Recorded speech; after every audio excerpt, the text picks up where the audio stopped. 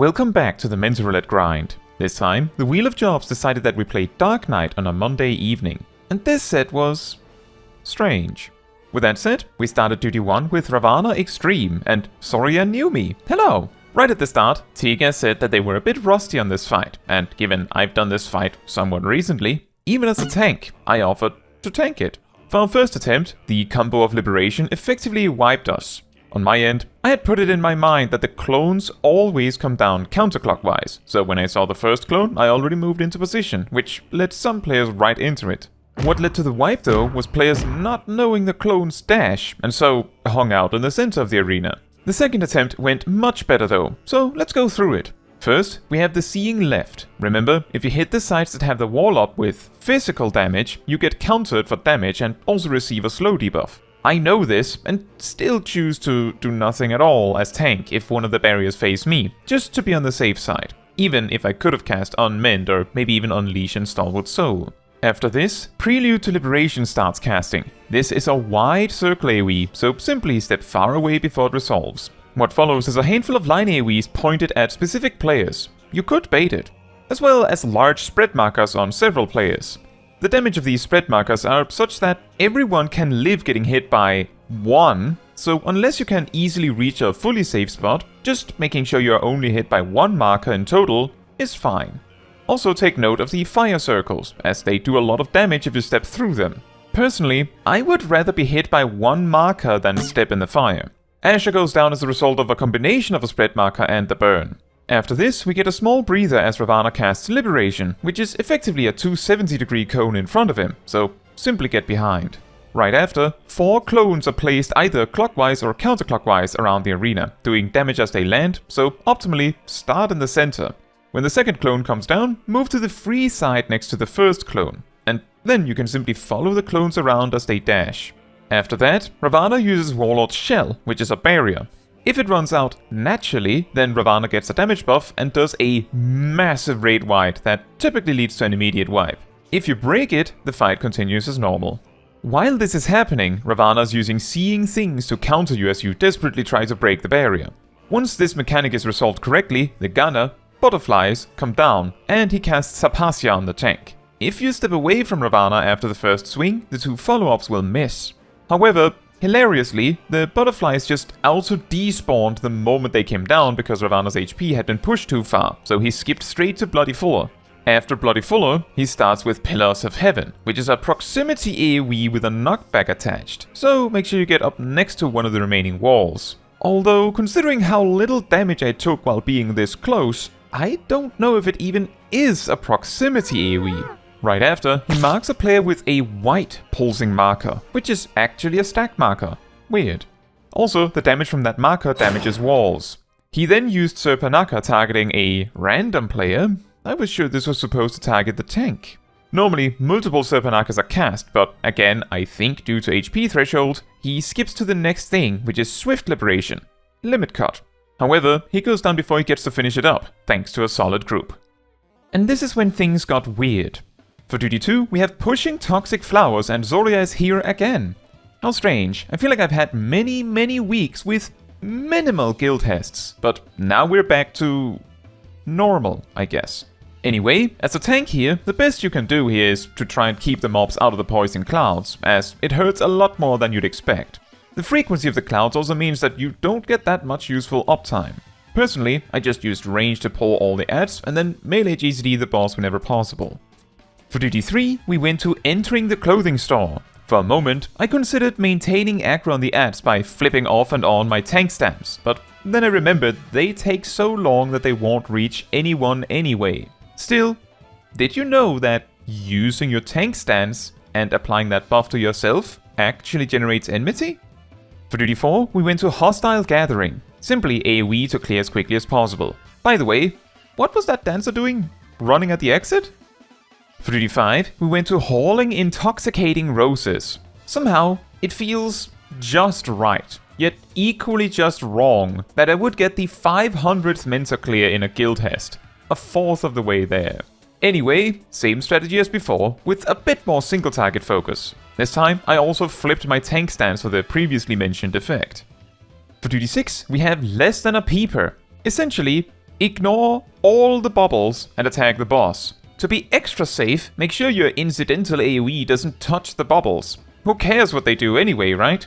Although, even if they do something, like turn into jams, they usually don't do anything in time before the boss dies. For duty 7, we go to Alexandria. The duty went pretty well, although I wonder if the healer was a bit afraid. They made use of Cure 2 and 1 to make sure I was topped up for things during AoE pulls. Considerate, and they don't know me, so they don't know it probably was unnecessary.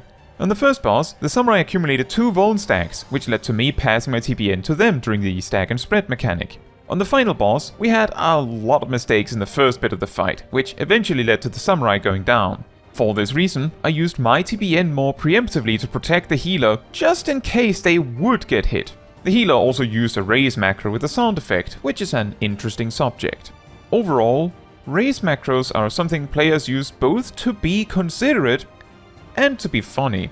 The main reason I've heard for raise macros is to announce it so that, say, someone else doesn't waste their swift cast. However, the problem here is that most raise macros are attached to the raise spell, which means that the announcement happens, about a second after the swift cast, which leaves a lot of time for anyone else to swift cast too, which ultimately means that the macro doesn't solve this problem anyway. Although, is it that much of a problem nowadays with the 40-second swift cast cooldown? Anyway, my advice, if you really like to use raise macros, would be to have your raise macro as a separate button to announce that you will raise someone, and then use swift cast and raise, so everyone knows you've got this. This would greatly increase the probability that you can announce it before anyone else uses swift cast. It might not help much, but it's an idea. Anyway, just a minor tip for those interested, of course. That said, the duty went just fine. Oh, by the way, did you know that Warrior can solo Alexandria synced? For duty 8, we went to Acquaintance Buildings. I liked how the samurai decided to intercept the pack that spawns behind us. Aside from that, not very much to say here. The toad at the end being one level higher than the party, making it possible to miss, is quite funny, I guess. For duty 9, we went to Leviathan Extreme, and Dustsucker from last time is also here. I'm not 100% certain if the tail reflects magic damage from abilities like Edge of Darkness, so to be on the safe side, I requested to be the one tanking the head. Rena agreed that it was probably better to do that to be sure. This was also a convenient way to bring up the subject of who tanks what, which can be a problem normally. That said, let's take it from the top. The first wave of ads come in, and it seems like most of us switch targets decently well. We also deal with the orbs reasonably well. An interesting mix-up is that normally Leviathan is supposed to have a small section where it just dashes across the arena on the east-west sides, but with enough damage, this can be skipped, which is what usually happens. If Leviathan dashes on the north-south sides, it means what comes right after is the raid wight that the elemental converter is needed for. This also removes the railing. A tip is that the knockback that follows can be blocked with knockback immunity, in case you can't make it far enough in time. Somehow, no one falls off though. A minor issue that is building at this point is that the Scholar is getting a lot of the bubble debuff stacks. The way this mechanic works is that the tank tanking the tail has a debuff that punishes the healers for direct healing that tank. Applying effects that indirectly heal, like Cardia, or HOTS like Ewa with no upfront healing, does not lead to this punishment. Each stack reduces the range of the healer, and when you hit over a certain amount of stacks, you get straight up pacified fully and can't do anything for a while. The recommended strategy is to mainly heal the tail tank with indirect healing if possible. AoE healing that happens to hit that tank also incurs this punishment, so leaning away from the tail tank when casting AoE healing is a good idea. If that tank can move closer to the edge whenever they are just tanking the tail anyway, it can also help the healers have a bit more space to work with. We have another wave of ads with no issues.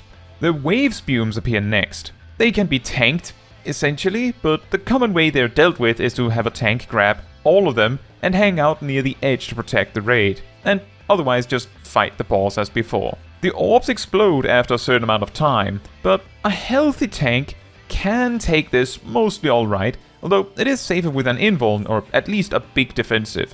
I also recommend having the head tank take them, since the tail tank is more inconvenient to heal back up. During the pickup of these orbs, both Hidara and Solara go down. We do manage to resolve this right. I even use Living Dead without needing it. On the next dashing intermission, Lily falls off.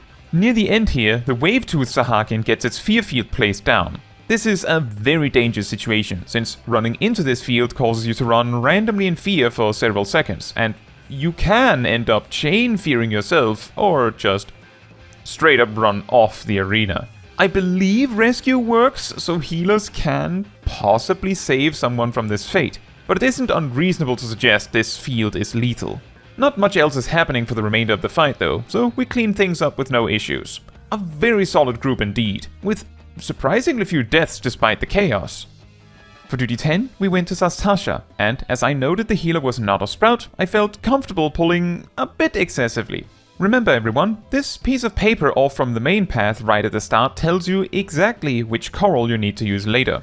I noticed that the Black Mage was having massive issues with figuring out how to attack at all on the move here, which is perfectly understandable, as doing damage while on the move as Black Mage, especially at this low level, is not easy and at best mainly involves Scathe and Thunder. Besides, they were indeed a sprout. Throughout the duty, I consistently pull as much as I can, although in the first section of the dungeon, I stop and fight some of the clams in the way because I wasn't sure if they would stay in combat with us as we get away from them. Turns out that wasn't a problem. But here we are. As I pull these large amounts of enemies, I do keep an eye on being ready with a high potion in case it is needed, but even at the times where I did use them, I don't think our healer needed the help. Overall, a quick and easy run. And finally, for duty 11, we went to Leviathan Extreme again, as a 4-minute replacement. I start by checking if anyone actually knows about that magic reflection thing I mentioned earlier, and as no one knew, I once again request to be tanking the head, which is a good avenue to bring up the fact we need a tank on each of the parts, which is good, as it seems the warrior was very new. I instructed them on the basics, but mistakenly sort of assumed the healers knew how things worked. For our first attempt, we wipe as a result of the healers being a bit overwhelmed with AoE damage. It didn't help that Kuromi managed to collect about 12 bubble debuff stacks. As a result, I explained how this mechanic works. On the second pull, the Wave-Tooth Sahagin gets several fear fields up, which quickly leads to me and others just ping-ponging between them until we wipe. This leads to a short conversation about prioritizing the ads. On the third pull, we get farther, but gradually things fall apart, with both healers dying on the final knockback. Both tanks being alive is a good sign, but unfortunately, with the Wave-Tooth Sahagin being alive, it just isn't happening. I then reiterate the healing issues in regards to the bubble debuff.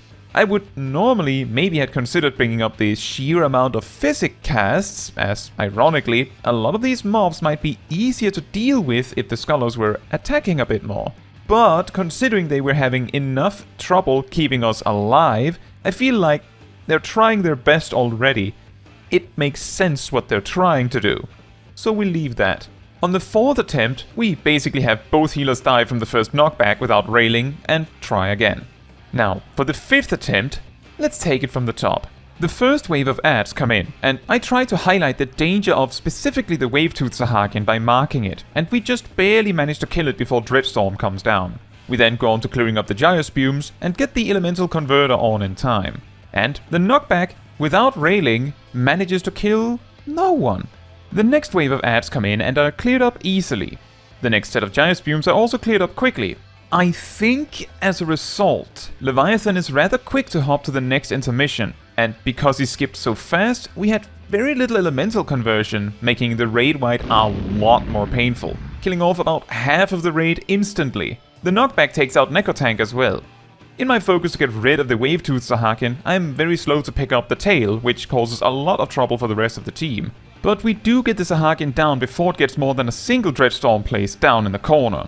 We get a bit of time to attack the boss, after which an east-west dash intermission occurs, and the AoEs immediately take out Solara and Hidara, so now it is just me and Imago left standing. As we only have our own heals, Imago slowly goes down from the incidental damage, and dies just before they can finish casting their limit break.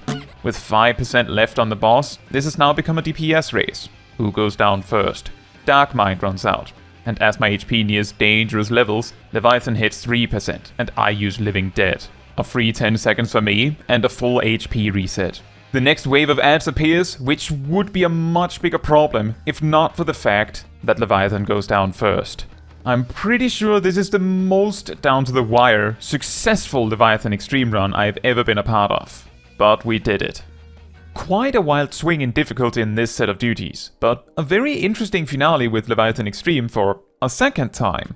I'm very surprised we had this many guild hests on a Monday, only shortly after the daily reset, but at this point, the fact guild hests were mostly gone for such a long while, I do wonder what it is that causes them to come back in bursts like this. I'm very glad we had a few extremes to push up the average difficulty of the session though. Now, that is all for this video. Thank you so much for watching. If you would like to support me and my channel more directly, you can become a member like these wonderful people here. You can also alternatively support me through Ko-Fi, link in the description. You can also support the channel by letting the YouTube algorithm know by liking the video, leaving a comment, subscribing, sharing, and hitting the bell to get notified when next I post a video. Fun fact, before Shadowbringers, Soul Eater's healing was actually lifesteal and healed for a portion of the damage done, instead of a separate cure potency. This made more sense at the time as the mechanic known as Dark Arts back then increased the damage of Soul Eater, so this indirectly also increased the healing as a result.